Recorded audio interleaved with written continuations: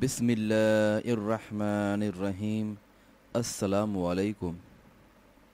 آج میں بیان کروں گا رسول اللہ صلی اللہ علیہ وآلہ وسلم کی محبت اور آپ کی اطاعت، انشاءاللہ قرآن اور حدیث کی روشنی میں۔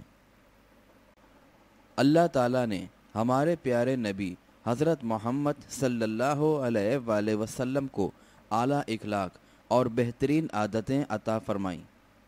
جس کے دل میں ذرہ بر بھلائی ہوتی وہ پیارے نبی صلی اللہ علیہ وآلہ وسلم کا گرویدہ ہو جاتا اور زندگی بھر کے لیے حضور اکرم صلی اللہ علیہ وآلہ وسلم کا غلام بن کر آپ صلی اللہ علیہ وآلہ وسلم پر تن من دھن سب کچھ قربان کرنے کو تیار ہو جاتا۔ بہرحال ایک مرتبہ حضور اکرم صلی اللہ علیہ وآلہ وسلم 1400 صحابہ کے ساتھ عمرہ کے لیے مکہ مکرمہ روانہ ہوئے۔ جب آپ صلی اللہ علیہ وآلہ وسلم مکہ کے قریب پہنچے تو کافروں کو لڑائی کے لیے تیار پایا، اس لیے آپ صلی اللہ علیہ وآلہ وسلم حدیبیہ کے مقام پر ٹھہر گئے۔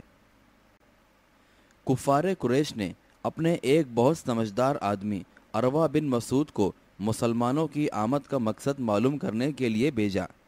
اس نے آ کر حضور اکرم صلی اللہ علیہ وآلہ وسلم سے سوال کیا کہ آپ صلی اللہ علیہ وآلہ وسلم کس ارادے سے آئے ہیں؟ حضور اکرم صلی اللہ علیہ وآلہ وسلم نے اسے بتایا کہ ہم عمرہ کرنے کے لیے آئے ہیں، ہمارا اس کے علاوہ کوئی اور مقصد نہیں۔ صحابہ کرام رضی اللہ تعالی عنہ کی حضور اکرم صلی اللہ علیہ وآلہ وسلم سے بے پناہ محبت اور تعظیم دیکھ کر عروہ بن مسعود حیران ہو گیا۔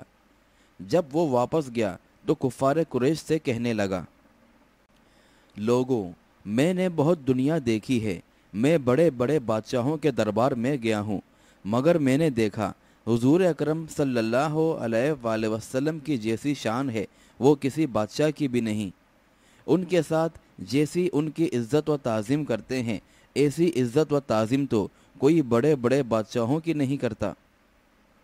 جب وہ وضو فرماتے ہیں تو صحابہ ان کے وضو کا پانی زمین پر گرنے نہیں دیتے بلکہ ہاتھوں پر لیتے ہیں اور اپنے چہرے پر لگاتے ہیں۔ جب آپ صلی اللہ علیہ وآلہ وسلم سر کے بال ترشواتے ہیں تو وہ دوڑ کر آپ کے بال مبارک کو حاصل کر لیتے ہیں، اور جب آپ صلی اللہ علیہ وآلہ وسلم کوئی حکم دیتے ہیں تو ہر ایک فوراً اسے پورا کرنے کی کوشش کرتا ہے۔ صحابہ جب آپ صلی اللہ علیہ وآلہ وسلم سے بات کرتے ہیں تو آپ کے ادب کی وجہ سے اپنی آوازوں اور نظروں کو نیچا رکھتے ہیں۔ اے مکہ والوں، یہی اچھا ہے کہ وہ جس ارادے سے آئے ہیں ان کو وہ ارادے پورا کرنے دو۔ بہرحال اس سے ہمیں پتہ چلتا ہے کہ ایک مسلمان کو اپنے نبی کریم صلی اللہ علیہ وآلہ وسلم سے کیسی محبت ہونی چاہیے۔ حضور اکرم صلی اللہ علیہ وآلہ وسلم نے فرمایا، تم میں سے کوئی اس وقت تک مسلمان نہیں ہو سکتا جب تک وہ مجھ سے اپنے والدین اور اولاد اور تمام لوگوں سے زیادہ محبت نہ کرے۔ بہرحال انسان جس سے محبت کرتا ہے اس کی ہر بات مانتا ہے۔ حضور اکرم صلی اللہ علیہ وآلہ وسلم سے سچی محبت کرنے والا بھی وہ ہے جو آپ صلی اللہ علیہ وآلہ وسلم کا حکم مانتا ہے۔ جیسا کہ قرآن مجید سورہ المائدہ میں اللہ تعالیٰ کی اطاعت کے ساتھ رسول اللہ صلی اللہ علیہ وآلہ وسلم کی اطاعت کا حکم دیا گیا ہے۔ سورہ المائدہ میں اللہ تعالیٰ فرماتا ہے، اور اللہ کا حکم مانو اور رسول کا حکم مانو۔ بہرحال انسان کو سب سے زیادہ اپنی جان کی فکر ہوتی ہے، لیکن صحابہ کرام رضی اللہ تعالی عنہ کا یہ عالم تھا کہ انہیں اپنی جان پیارے نبی کریم صلی اللہ علیہ وآلہ وسلم پر قربان کرنے کی فکر ہوتی تھی۔ جنگ بدر کے موقع پر 2 لڑکے کم عمر صحابی بھی رسول اللہ صلی اللہ علیہ وآلہ وسلم پر اپنی جان قربان کرنے آ گئے۔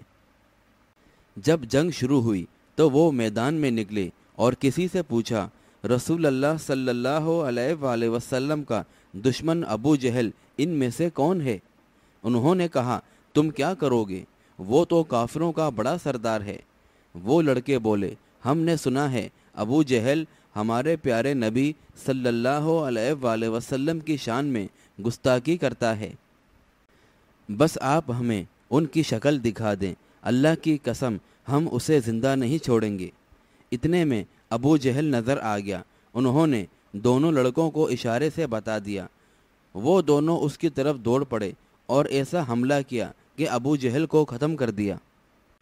बहरहाल हुजूर अकरम सल्लल्लाहु अलैहि वसल्लम से सच्ची मोहब्बत का तकाजा ये है कि ज़िंदगी के हर काम में हुजूर अकरम सल्लल्लाहु अलैहि वसल्लम की इताअत की जाए।